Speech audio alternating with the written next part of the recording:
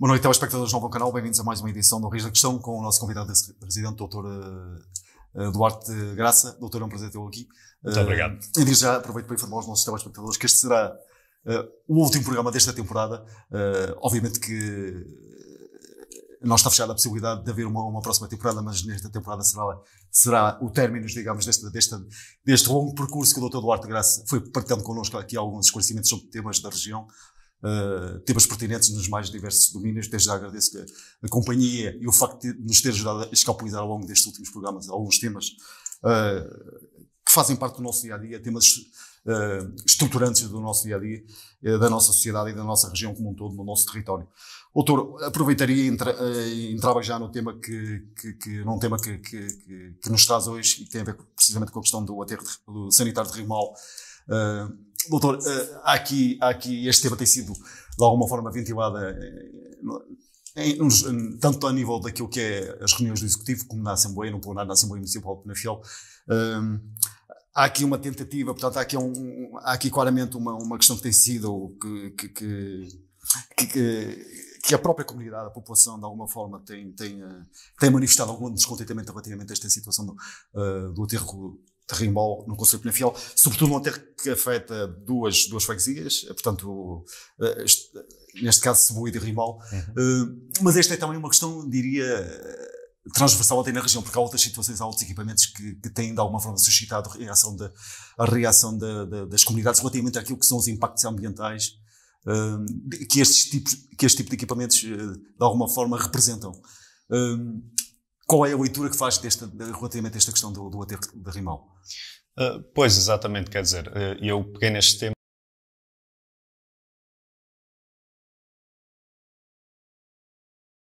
local na última Assembleia Municipal de Penafiel, mas é efetivamente uma questão que, no fundo, está sempre na ordem do dia, sobretudo, como Miguel referiu, para as populações de Rimal e Cebulido, que são as mais afetadas, como é evidente, que vivem nas proximidades do aterro, portanto, aquilo que nós vemos como sendo sempre a resposta da parte da Câmara Municipal de Penafiel é que virá algum tipo de solução mais tarde, eventualmente, quem sabe exatamente quando, mas que neste momento ainda é possível usar a capacidade que aliás, foi sendo intervencionado ao longo dos anos, não é, doutor? No sentido portanto, se encontrarem aqui respostas que fossem de alguma forma mitigando esses efeitos. Exatamente, porque no mínimo dos mínimos o aterro já deveria ter fechado por volta de finais de 2014, 2015. Portanto, tem havido alargamentos. Aliás, eu estive presente em algumas reuniões entre o Bloco e a administração técnica da Ambisousa. Que é a entidade, digamos, responsável. Exatamente, a entidade responsável pela gestão deste aterro. É uma empresa intermunicipal e aquilo que foi a exposição, a explicação que nos foi dada foi precisamente que, portanto, ao longo dos anos foram tentando arranjar diversas formas, enfim, soluções, digamos, que pudessem. Exatamente, compactar um pouco mais os resíduos, mas há um interesse alargar um pouco em área. Da parte da Ambisousa no sentido de minimizar esta situação, porque efetivamente há aqui algum descontentamento por parte destas duas comunidades, sobretudo destas duas freguesias. Exatamente, isto porque não só existe toda a problemática associada à própria existência do aterro naquela zona, não é? Que é sempre uma situação desagradável. Afinal, toda a gente, incluindo as populações da zona, percebe que tem que haver algum tipo de solução, digamos, para a gestão de resíduos, mas o que é certo é que existe aqui, do ponto de vista histórico, da forma como a solução foi encontrada, da forma como foi implementada e da forma como tem sido gerida, em que a população tem sido sistematicamente excluída de todo o processo. Tem sido sistematicamente exatamente, mantida enfim, sem informação específica dada pelas devidas entidades, seja a Ambisousa enquanto empresa gestora, digamos, da situação do próprio aterro, seja como é evidente, as autarquias locais, as juntas de freguesia, a Câmara Municipal, e, portanto, tem havido, desse ponto de vista, uma negligência para com as populações que, com todo o direito, se sentem excluídas do Doutor, deixe-me só recuperar, e tendo em conta este tema, a questão do aterro terrível, deixe-me só recuperar aqui uma intervenção que foi feita pelo atual Presidente da Câmara Municipal de Penafiel, numa das assembleias, suponho que foi em fevereiro de 2020, e Presidente Almeida Almiço Sousa, exatamente, em que ele dizia que, portanto, em que ele referia precisamente isto. Neste momento estamos, isto a propósito do trabalho que tem sido feito também pela Almiço Sousa, a entidade gestora, e que o doutor de alguma forma também já focou. Neste momento estamos num processo de reflexão muito adiantado, focado no day after, portanto, no day after após dos aterros, porque não vão durar, portanto, o próprio Presidente da Câmara, o Dr. António, nos reconhecia, não vão durar indefinidamente. Mas vão sempre ser precisos, não neste contexto, mas, portanto, não neste modelo de funcionamento. Sustentando, portanto, depois o atual Presidente da Câmara dizia, inclusive, que a empresa municipal a Ambi Sousa, portanto, está a fazer uma reflexão de acordo com portanto, de acordo com o Ministério do Ambiente, e que, portanto, e o futuro não passa, portanto, e que de acordo com o Ministério do Ambiente, peço desculpa, não passa por a construção de novos equipamentos. Portanto, há aqui um compromisso no sentido que, efetivamente, a Ambi Sousa está a tentar minimizar esta situação, quer resolver esta situação, até porque a própria Ambi Sousa reconhece que ela tem alguns impactos do ponto de vista ambiental junto destas duas comunidades, e o próprio Presidente da Câmara e Presidente Ambi Sousa diz que o futuro não passará por construção destes equipamentos. Há aqui, digamos, uma assunção de um compromisso. Sim, existe a assunção de um compromisso, mas a grande questão aqui é que o problema, fundamentalmente, não é a gestão técnica da Ambi Sousa e as pessoas que trabalham para a Ambi Sousa e que garantem, no fundo, o funcionar deste aterro e de todas as operações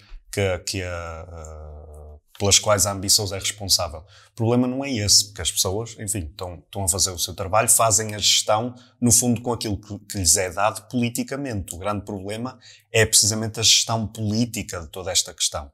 E, independentemente dos compromissos que sejam assumidos agora pelo Presidente da Câmara de Penafiel e por, como é evidente, Presidentes de Câmara da região, como é evidente, também têm um interesse e têm uma responsabilidade neste processo, é importante não esquecer. A responsabilidade não é só de Penafiel. Há aqui uma responsabilidade partilhada. Exatamente, partilhada. E, portanto, esta negligência, este atraso na resolução desta questão é também responsabilidade, como é evidente. E na sua ótica, doutor, e na ótica do Bloco de Esquerda, não tem, da parte e estamos a falar desta lógica partilhada, da parte dos outros autarcas, considera que não tem havido um interesse no sentido de resolver imediatamente ou resolver a curto prazo esta situação? Há aqui um empurrar de responsabilidades na sua ótica? Eu acho que existe um empurrar de responsabilidades, sobretudo porque aquilo que eu vejo em termos da gestão política, aliás, não só nesta matéria, mas em muitos outros assuntos, infelizmente é que existe muito o olhar para o próprio umbigo da parte de muitos executivos municipais. E não tanto encontrar soluções partilhadas, digamos. Exatamente. Uma estratégia, digamos. Nós já temos falado de questões, uma questão tão fundamental como os transportes, por exemplo, em que não se vê a vontade política para esse tipo de soluções partilhadas.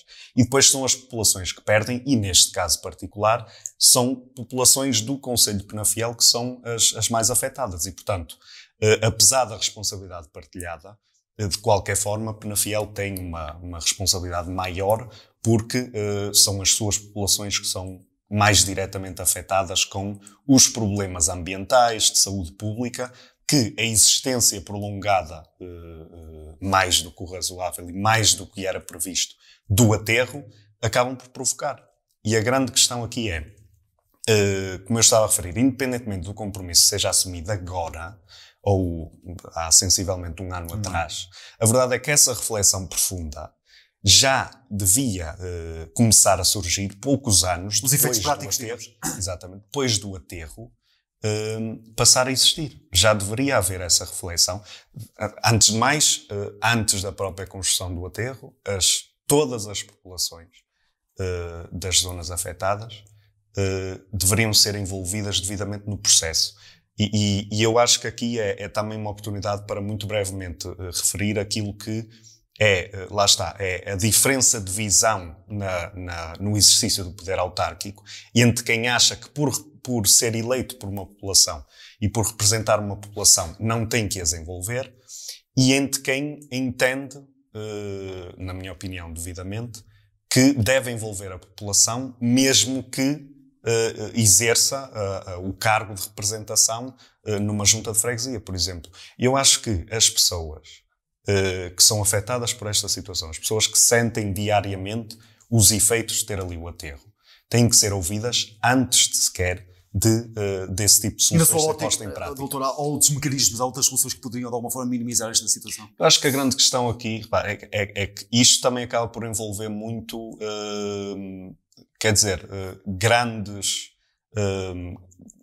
grandes temas de discussão do ponto de vista da sociedade, em termos de a questão de reutilizar ao máximo os materiais, a questão de, enfim, da poluição. Portanto, isto, pensar nestas soluções, de facto, envolve muitos temas, envolve muitas problemáticas associadas à gestão de resíduos. Não tem só a ver com onde vamos colocar todo este material, mas lá está, é uma reflexão que já devia ter começado pouco tempo depois do aterro passar a existir, e não começar a ser efetivamente discutida e pensada 5 anos depois da data máxima prevista, inicialmente, para o Conselho Vizinho de Lousada, desculpe, uma vez estamos a falar destes equipamentos, tem também um problema, de alguma forma tem sido ventilado e veiculado até por alguns órgãos de comunicação social local, regionais e até a nível nacional. Exatamente. Refiro-me à questão do Lustosa, o aterro do Lustosa. Recentemente vimos um partido, neste caso o PSD de Lousada, que veio a público, de alguma forma, denunciar uma situação que teria a ver com um depósito ilegal, segundo o PSD, de resíduos no aterro gerido, neste caso pela RIMA, portanto a entidade gestora. É efetivamente também um problema. Estamos a falar de uma questão que não se circunscreve apenas um conselho, portanto o Lousada também está com um problema idêntico. Embora no caso do Lousada, depois o Executivo Municipal de Lousada avançou, entretanto, com uma providência cautelar no sentido de impedir que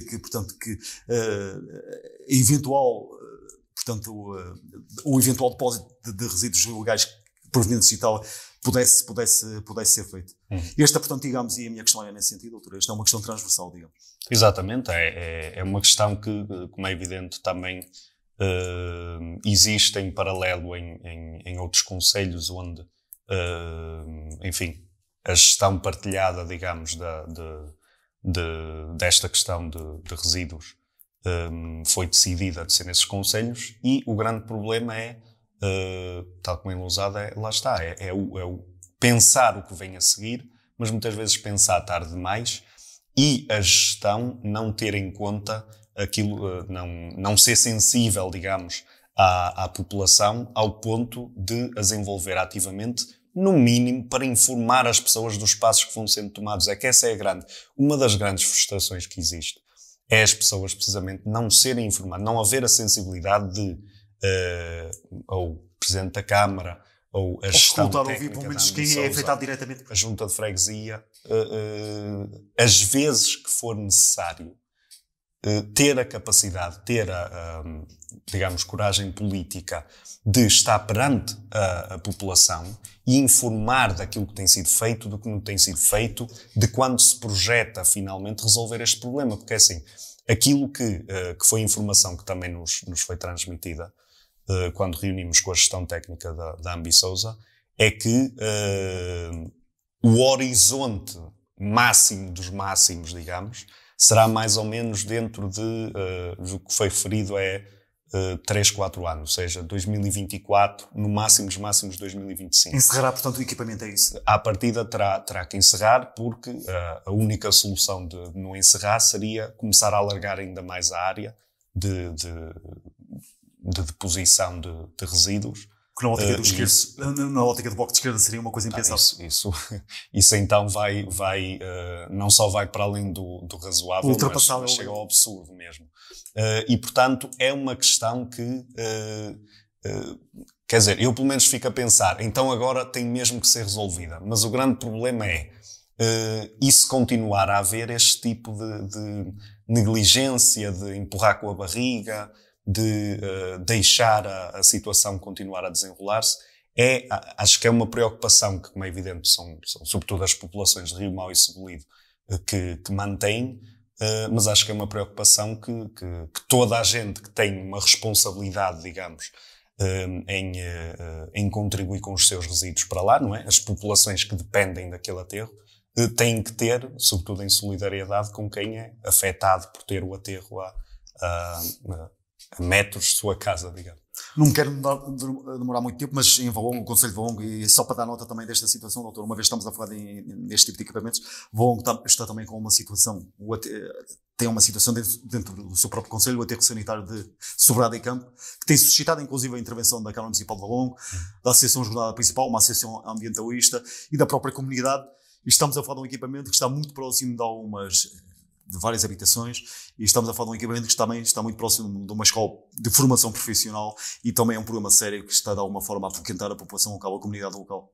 Sim, e nesse caso em específico, se bem me recordo, houve toda aquela situação do lixo internacional, digamos, não é?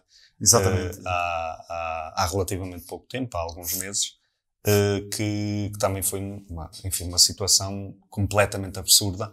E lá está, isto é recorrente, existe aqui um padrão de deixar as coisas andar, não resolver devidamente as situações, e eu acho que lá está, tem muito a ver com a falta de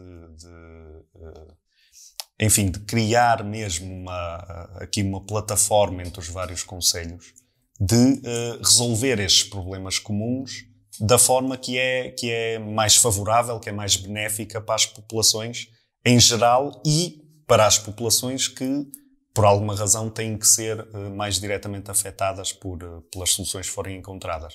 Agora, tem que haver, no mínimo, a sensibilidade política para envolver as pessoas e para não deixar que continuem a ser afetadas muito para além daquilo que era. E são temas que obrigatoriamente têm que fazer parte das agendas dos partidos, digamos. Sim, sem dúvida, sem dúvida.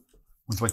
Doutor, eu iria passar já para um segundo tema que fez correr muita tinta e que o doutor quer partilhar, quer de alguma forma escapulizar aqui no Raiz da Questão, no programa Raiz da Questão 2, e que tem a ver precisamente com a questão do jogo que de alguma forma deu título ao Sporting, e os festejos que seguiram ao jogo do Sporting Boa Vista, que o Sporting venceu 1-0 e que confirmou o Sporting como campeão nacional na época 2020-2021. Na sua ótica e na ótica do Bloco de Esquerda, houve aqui claramente aspectos que não foram acauteados nos dias a seguir ao jogo e logo na noite do jogo, nos vários comentários que os vários órgãos de comunicação social realizaram, ou vários intervenientes já todos ligados ao mundo do futebol, e não só, que vieram dizer que houve aspectos que não foram acauteados. Relativamente à questão da segurança, algo que já se poderia prever, até por aquilo que se foi passando ao longo da tarde, antes o jogo realizou-se à noite, ao longo da tarde foi começando a existir ali alguma concentração de adeptos. Na sua ótica era algo expectável, era algo que pudesse ser previsto. Houve aqui erros de organização, de segurança. Qual é a ótica que o Bloco de Esquerda faz desta situação? Sim, eu acho que acho que tem havido um reconhecimento de que esta situação era previsível. Quer dizer, estamos perante uma conquista, digamos, que já não acontecia há cerca de 20 anos e, portanto, era previsível, de certa forma, que houvesse uma euforia mais fora do comum. Foram 19 anos, digamos. Exatamente. Também nesse sentido, de alguma forma, compreende-se esta emoção dos adeptos, queriam de alguma forma... A tal questão compreende-se o impulso que exista, não é? O que não se compreende é que as pessoas as pessoas que saíram e que não tiveram os devidos cuidados, porque houve pessoas que tiveram cuidado, que tiveram com máscara, que tiveram afastadas, mas quem efetivamente não teve esse cuidado, o grande problema é aliás, as imagens ter controlado, não é? No fundo, não ter percebido que nós ainda estamos numa situação extremamente delicada e é preciso cumprir com todos os cuidados que se exige para o momento. Obviamente que uma situação não serve para desculpar a outra, mas claro, quando eu introduzo esta questão da emoção, portanto, de alguma forma poderia atenuar, não sei se é essa a leitura que o doutor... Não, é tal questão. Pode-se compreender que as pessoas, enfim, tenham ficado emocionadas com isto e tal. O que não se compreende é mesmo que, infelizmente, muita gente não tenha tido a capacidade, exatamente, não tenha tido a capacidade para, mesmo com toda essa emoção, perceber de cabeça fria que nós estamos numa situação delicada e tem que continuar a tomar os devidos cuidados. E do ponto de vista político, doutor, houve atores políticos que vieram depois, de alguma forma, pedir responsabilidades ao Ministro da Administração Interna, Eduardo Cabrita. Pois, a grande questão aqui é, independentemente da irresponsabilidade que vimos da parte de muita gente que esteve nas concentrações, existe aqui precisamente a reflexão necessária sobre aquilo que foi a resposta das autoridades a esta questão, e sobretudo das autoridades políticas, como é evidente. E o grande problema aqui é que, enfim, nós temos uma responsabilidade partilhada, de certa forma, porque a Câmara de Lisboa também não teve uma resposta como deveria ter tido, não acautelou também devidamente a situação, mas temos aqui um problema maior, que é precisamente a responsabilidade do Ministério da Administração Interna e, em particular, do Ministro. E porquê? Não é especificamente por causa desta situação, mas é pelo facto de encaixar num padrão de irresponsabilidades, de falhas, de não acumulado, digamos, doutor. Exatamente. Da parte do atual Ministro da Administração Interna, Eduardo Cabrita, que leva a pensar precisamente que, quer dizer, independentemente da proximidade até pessoal que é sabida entre António Costa e Eduardo Cabrita, António Costa tem uma responsabilidade para com o país, em primeiro lugar. E essa responsabilidade não desculpa que continue a segurar um ministro que, vezes sem conta, já provou que, em muitos momentos, não exerce a autoridade que tem, digamos, e muitas vezes, quando exerce de uma forma totalmente irresponsável. Portanto, na ótica do Bloco de Esquerda, o Primeiro-Ministro não teria outra opção senão demitir o Ministro da Administração Interna, é isso? É tal questão, quer dizer, já devia ter saído. Nós já falámos aqui, eu já referi aqui que, no mínimo dos mínimos, a situação do que aconteceu no CEF, do assassinato de Ihor Omeniuk, devia ter saído, sem dúvida nenhuma, e o facto de António Costa ter segurado Eduardo Cabrita nessa situação mostra que António Costa, infelizmente, põe interesses pessoais, político-pessoais, digamos, à frente daquilo que é a responsabilidade que tem para com o país que governa. Porque Eduardo Cabrita recorrentemente tem demonstrado a sua incompetência, tem demonstrado a sua...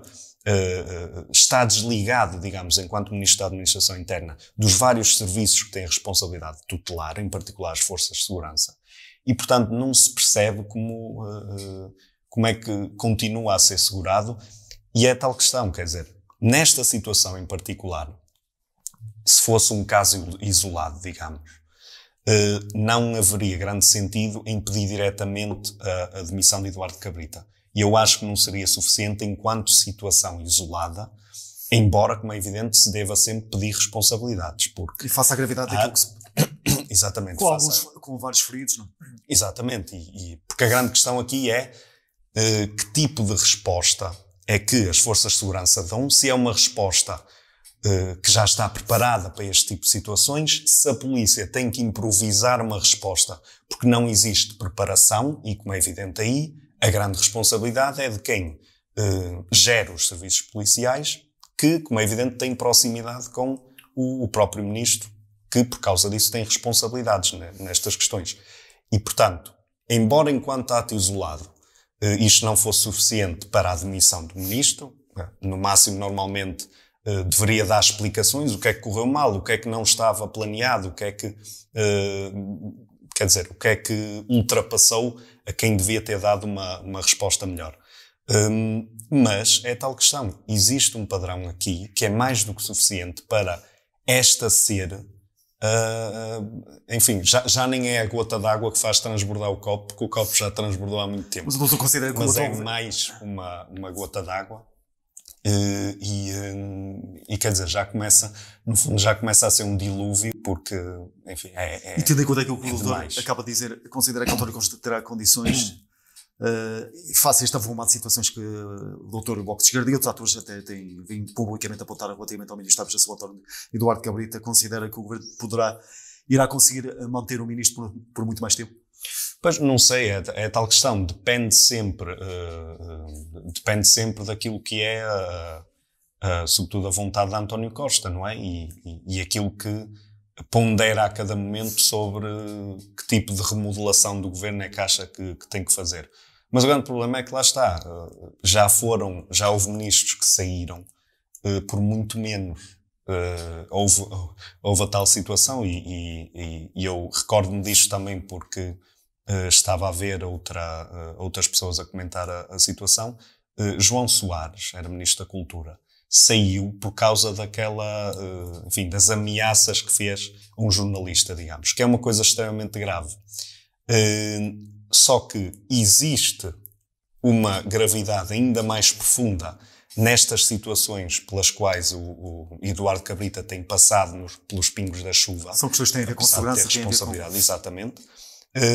E eu acho que um dos grandes problemas é, sobretudo, o facto de, neste momento, existirem grandes questões do ponto de vista de alterações que é preciso na dinâmica das forças de segurança, que um ministro incompetente, um ministro sem autoridade absolutamente nenhuma e totalmente desacreditado, não consegue gerir.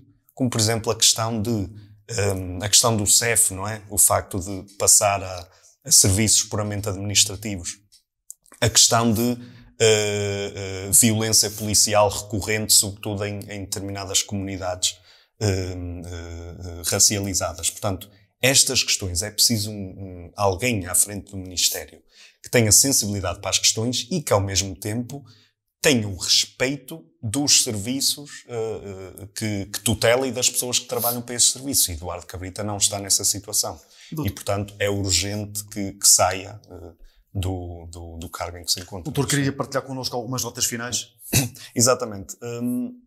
Queria só fazer referência a algumas coisas. Em primeiro lugar, nós falamos a semana passada sobre o que se está a passar na Palestina, sobre uma invasão prolongada, não é? E que nos últimos dias, nas últimas 2 semanas, tem ganho dimensões até internacionais, com vários agentes e atores internacionais a manifestarem-se, inclusive o próprio Presidente dos Estados Unidos. Exatamente.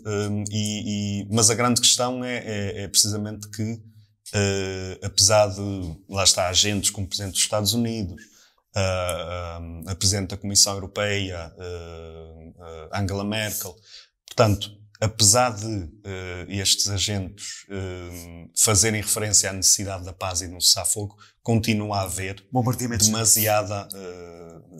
continua a haver a violência, não é?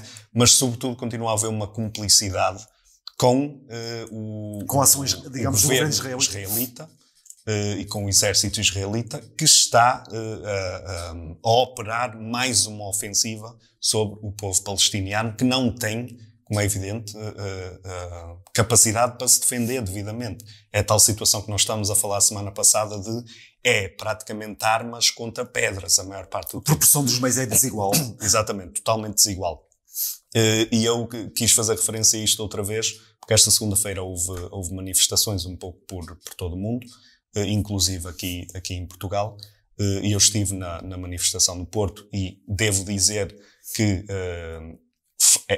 é um exemplo, digamos, como algumas manifestações em que eu tenho participado ao longo do último mês, é um exemplo de que as pessoas podem manifestar-se, podem exercer um direito democrático que têm, em segurança, com o devido distanciamento, com todos os cuidados, portanto, é perfeitamente possível, e este foi um bom exemplo disso, foi um bom exemplo da solidariedade de gente enfim, aqui de Portugal, que percebe que há um problema enfim, de uma ocupação por parte de Israel de território que é de outro povo. E, portanto, é importante as pessoas afirmarem essa solidariedade.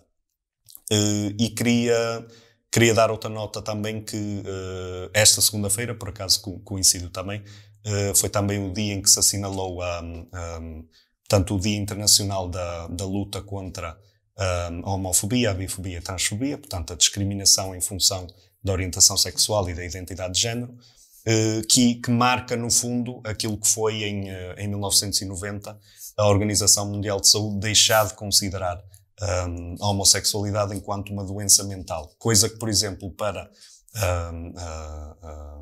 a transexualidade só ocorreu em 2018, portanto há escassos 3 anos.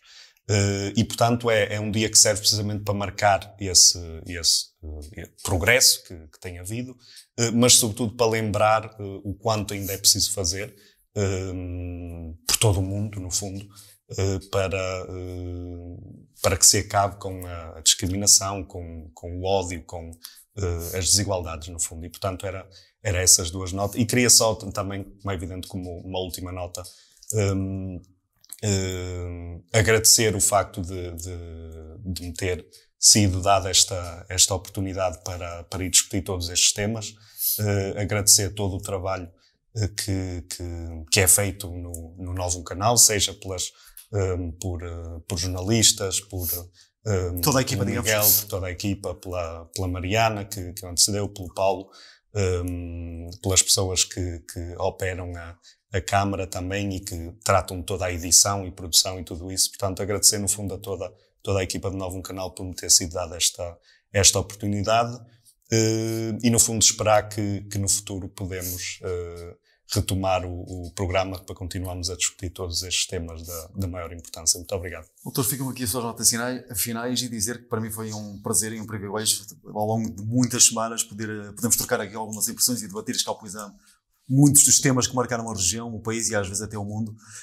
Aproveito para felicitá-lo também. Muito obrigado. E dizer que, portanto, o Novo Canal terá sempre as portas abertas para debater connosco alguns dos temas e continuar a debater muitos dos temas que continuam a dizer respeito à região e ao território. Muito obrigado. Muito obrigado, Miguel. Aproveito para me despedir de telespectadores. Muito obrigado. Protejam-se e até para a semana. Muito obrigado.